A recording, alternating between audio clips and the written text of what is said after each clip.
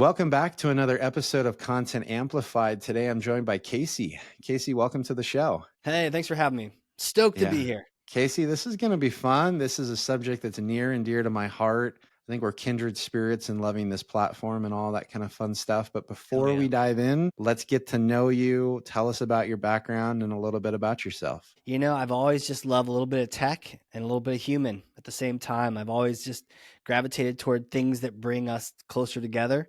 And, you know, the digital marketing background, just working with computers and websites and email and marketing automation and all those things. I love that. That's amazing. All right, Casey, today, the subject that we're going to dive into is how to use podcasting to connect with your customers. I love this subject because it's something I do as well. It's something that I love to have conversations with people, get to know them, understand their pain points, give them a platform to talk about all the cool things they're doing. But how do you use this platform? How do you recommend that businesses actually go about using this particular platform of podcasting to connect with customers and really just build relationships and understand more about them? Yeah, you know, it's like podcasting. You can do all kinds of podcasts. It's like a blank canvas. I joke that one day I'll make a podcast where I just eat Lay's potato chips on a microphone and watch it get more views than my own podcast. But you can do any kind of show under the planet. But the question is there a particular kind of show that will help reconnect you with your buyer? And I say that, and I know we talk about that a lot in marketing. Reconnect.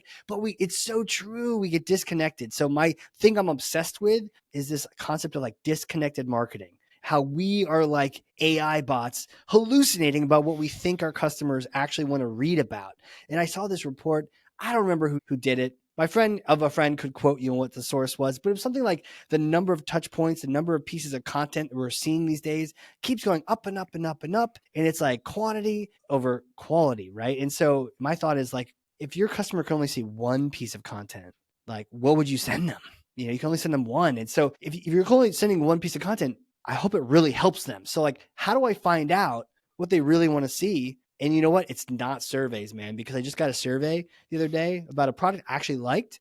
And it was like, what drove you to make this purchase? Here are 4 options. And none of them were anything to do with why I was interested and stoked and bought that thing. And there's no like D, more, or other, or none of the above. It was just like, no, these 4 executives had picked 4 hallucinations about what people thought was the case. And I bet you a whole bunch of content was going to come out all about that stuff. And it was like, no, man, that's not it. So I realized I'm not like preaching like I've never done this. I was like the worst offender. I was all about marketing automation, behind the scenes. I don't know, something about marketing. We get kind of shy. We don't want to talk to our buyers. And so I realized that a lot of my marketing campaigns just did worse and worse and worse. And the content did worse and worse and worse. I'm like, what's going on? These were normally our best pieces. It was because I was hallucinating. They didn't actually want to see that anymore. Their interest, their job had changed a bit, and I wasn't keeping up with it. I think that's crazy cool. So I've heard the same statistics. In fact, I've used those statistics all over the place that you have to read X amount of pieces of content, things like that. And it's true, the number of pieces are going up. And often the interpretation of that is because buyers are doing more research and more homework and all that kind of stuff. And I think that's a part, don't get me wrong. But I wonder if a bigger part of the equation is the fact that they're just not getting the right content. They have to just hunt through, piles of garbage, essentially, to get to hopefully a golden nugget, if it even exists. Do you think that's kind of why that statistic is growing? That is my suspicion. You know, it's like that old school marketing metric back in the day, time on page, right? How long did people spend on your website? Well, it just went from 30 seconds up to 2 minutes. But is that really a good thing? Like maybe. Or did that mean they just couldn't find what they were looking for? Or they left their browser window open, right? So I think it's a little bit of that. Maybe they're consuming more, or maybe they have to consume more, but they're like empty calories. You know, it's not going to feed them. Yep. Man, I know all about empty calories, but that's a completely different subject for a completely different day. Different podcast, right? Yeah, for a Weight Watchers group that I should probably subscribe to. Go. So I have a question for you. I think it's really powerful that you're talking through this. You talk about getting the insights and building content that people actually want. And I love the survey. I'm just going to throw this out there, and this is a big curveball. Should content marketers or anyone in a business creating content ever create content that didn't start from a question that came from a customer? That's a great question. I'm with you. No. If you only have so much time in a day, start with that. Start with something that came up on a sales call, on an email, on a Reddit board. Like, I don't even care. Just something other than just you thinking it would be the way to go. Because maybe it is, maybe it isn't. And oftentimes more and more it isn't. And just because you can make it rapidly with AI, if it's the wrong piece, you're just, this is the same problem I had with marketing automation. Okay, cool. Now you can automate all these emails and all this nurturing. But if you have crappy marketing, you've just now multiplied your crappy marketing by 30%, or 3x. So it can just make all this bad stuff worse if it's not from the right place. Yeah. So that's why it's like, if you could just ask, a prospect, a customer, a question on a podcast, they're so much more happy to answer it. And one of the things I bumped into is sometimes we get shy. If we weren't shy, we'd be in sales and we'd have sales haircuts and sales wardrobes, but we're not. We're marketers, and that we love who we are. Like, they would be asking questions all over the place. But man, one time I had coffee with one of our customers, and in 5 minutes, I understood the problem. They were doing this weird B2B to C thing. Right. But they explained it and they're like, we got to get these doctors to then do this. I was like, oh, I get it. That's the end customer. This is who you're talking to. And you're trying to do this telephone game. And this is totally understood. Right. And so now all the content that could come from that 5 minutes, to your point, would be way more golden than any of the other things I could hallucinate on. I love that. And I love this concept of like the human hallucinations, because I think that it's kind of an interesting term that's only come up with AI, but it's totally applicable to human beings that we do hallucinate. That's why AI hallucinates, because humans hallucinate, to be honest. But right. Who taught it, right? Yeah, exactly. 100%. It learned from us. I didn't learn from anywhere else. So when it comes to a podcast, who in the business should run a podcast? I think we always think, well, the CEO or marketing leaders, but when we're talking about really being connected to customers, what are your recommendations there? How do we get the real insights and questions from customers? How do we turn that into content? Like, what does that process look like? How do we harness the power of a podcast to turn into really meaningful connections and content? Yeah. Totally. Thanks for the 8-question too, by the way. I know, right? I can ask more if you want, The answer is 42. So you know what? You start, the very first place to start is you make it about them. So many people want to make it about me. Oh, this is a brand exercise. This is my podcast. We once had, back when we were a younger company, we once had someone come to us and say, I want to be more famous. Between you and me and everyone listening, this person didn't even hit the bar for starter famous to become more famous, but that was their goal. And I didn't understand the red flag that was there until later, which is that's the wrong way to go. That this is not going to make you more famous. You need to make it about your customer, right? You need to be pointing at them, making it about what they're good at. One of the biggest mistakes is you make the pod about what you're good at. And then none of your customers want to join it because, well, they don't know that stuff that well and they need you for that. And the ones that would join it don't need you and don't want to talk to you. And it's a total waste of time and opportunity. And guess what? That great brand exercise, no one's listening to because you're just talking about yourself. Instead, you make your guest the star. And I call this connection casting, right? It's a particular kind of podcasting. It's not the chips. That's later. This is connection casting. This is not chip casting. It's connection casting. And the idea is they're the star to the point that you don't even care if anyone is listening. I do not care if anyone is listening whatsoever, because the value of the conversation with this guest is all that matters. In a B2B world where that potential prospect could turn into a $100,000 deal or million or whatever it might be, and the information you get from them may flavor and direct your content for days, yeah, that one conversation might just be worth it.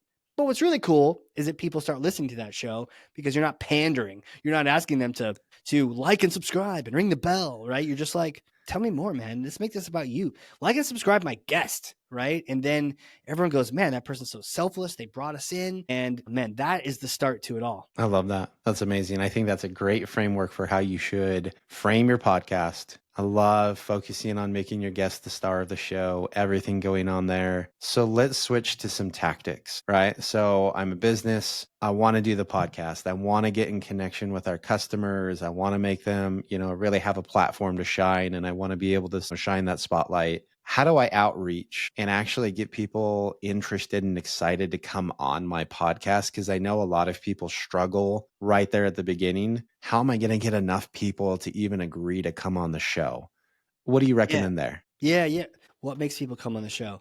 Well, if you make it about them, they will come on the show. If you design the show about them, there's no problem. And my team, right, at Ringmaster, we routinely, what we do is get guests for people on their show. And you tell us, here's my ICP, here's my dream customer I have no business talking to. And we're like, cool, we'll go get them to be guests on your show. Give us your calendar, right? And then it just happens. Why? Because we're being very clear. This is not automation. I too have received that invite for a podcast in LinkedIn with a 4-paragraph, note, clearly wasn't personally written, and with a call to action with a link to like a form to fill out. Like, what am I, in your machine? No, I'm not going to do that interview. It wasn't worth it because I could tell it was about you, not me. But something where a producer reaches out and they say, we'd love to feature you. You're the guest. I mean, what a cool gift that is. You're giving me a gift by inviting me on your show. Like, I am grateful. This is awesome. It's also a great way to start a relationship. Like, you're not starting a relationship saying, let me take your time and let me steal this and steal that. And I want your attention. I want to trick you to get on a call with a sales rep who's going to lie to you. No, you're like, let me just give you a gift. Let me give you not only my audience in the platform, but my own personal time and attention. Like, you're staring at me. You're not doing Sudoku right now. And if you are, it's very impressive, but it's hard to do that, right? Because you're on a pod, you got to focus. So you and I, we're focused. We're looking at each other. Man, that creates something awesome. I love that. That's amazing. So when you're working in the business, I think a lot of marketers listening to this podcast, they're going to say, yes, that's what I've been talking about. Let's get customers. Let's talk to them, build relationships. It's going to be great. And they go ask for budget. And someone's going to say, well, tell me what the conversion rate of podcast guests to customer is going to look like. What's some of your answers on that front to help those individuals maybe have some ammunition for some of those discussions if they're going to have them? Classic, right? Classic. It's the content conversation. Is it ever worth investing in this? Yeah. And it's almost like, poor marketer, if you get that response, you might even just be at the wrong company. Because if in 2025, if they don't understand that yet, there's plenty of other companies that do, and maybe you should go there, right? But maybe that's the easy answer. The harder answer might be battling it out and helping them understand. We do have a bit of a cheat code with the podcast, because if you are strict with your targeting and you know that these people, you could help them. Like, they're your ideal, not just ideal for you, but ideal for them. You know, they have the problems you can immediately solve. It's magic. So this happened to me accidentally, right? I just created a podcast many moons ago for content. I'm like, I need thought leadership content. When my company teaches, we win. So let's create content. Cool. Let's do this. And then I had these amazing conversations. And one particular one, I met with the CMO of this big company. We had a great conversation. We hit it off. Afterward, she mentioned, oh, by the way, we're migrating from Marketo to Pardot, which was the tool that my last company specialized in, right? So here I am talking to someone and she's telling me, hey, look, I'm a ideal buyer. And I'm like, oh my gosh, I didn't realize. And I was like, hey, that's what we specialize in. In fact, we only do that. And she's like, that's great. I've been looking for someone. And I'm like, that's great. I found you. We just got our teams together. It was like a friends and family deal where you're not like a sales cycle, you're negotiating, and you're just like, hey, this is my friend. Take good care of her. This is my friend. His team is smart. They'll take good care of you. We got our teams together. They scoped out a giant deal, right? And then they just signed it. And guess what? We just did the work and it was great, right? And I thought, that versus all of the games we were playing, all of the talking about budget and ROI, all the expense to do all these games, get my attention, don't look at the other competition, get on this call with my sales rep. Like, screw all those games, screw all the traditional marketing, screw all that stuff, get rid of all of it, cancel it all, just have a podcast. I love it. I love it. I'm 100% a fan of this. And one of the statistics that I've heard that I really agree with is the fact that 95% of your addressable market is not in the market for what you sell. But that doesn't mean you shouldn't be building relationships. In fact, it's a really good reason to have these quote unquote top of the funnel relationship building opportunities to engage with these individuals. And if you build a relationship when they are in market, the goal is, okay, they're going to have a list of 3 or 4 companies they're going to assess. Like, that's always going to be the case. What's so nice is that they're going to come and say, hey, I know you made the list. And that's all you're hoping. Like, that's a marketer's dream. Like, the quality of your product and all that other stuff is going to decide if you can actually get beyond that. But a really cool relationship, if they get in market and they can come to you, is such a cool feeling because you built a relationship. And if they're never in market, great. You just learned a ton from them anyways, and you have a great relationship. So I love that perspective. Well, Casey, we are out of time. We keep these episodes short and sweet and to the point. It goes by so quick. Casey, if anyone wants to connect with you and reach out online, how and where can they find you? Hit me up, right? Let's just get right to it. Casey@ringmaster.com. If you have questions, I don't really care if you're in market. I don't even care if you're in my market. I just would love you to connect with your buyers, connect with these humans. And I'd love you to stop hallucinating. So just shoot me an email. If I can help you, tell you what microphone to get or what kind of questions you should ask. Start ugly. Get on a little Zoom call. It doesn't have to be fancy, but just do something to reconnect with your buyers. I'll be happy. Shoot me a note. Shoot me a meme. Don't care. Love to connect with you. I love it. Awesome. Casey, thank you so much for the insights. I have loved this conversation. And honestly, I hope it inspires some marketers to basically connect with their customers, record some conversations, and create better content. I think this is great. Well said. I need to carry you around in a boombox. Well, Casey, again, I appreciate it. Thanks, man.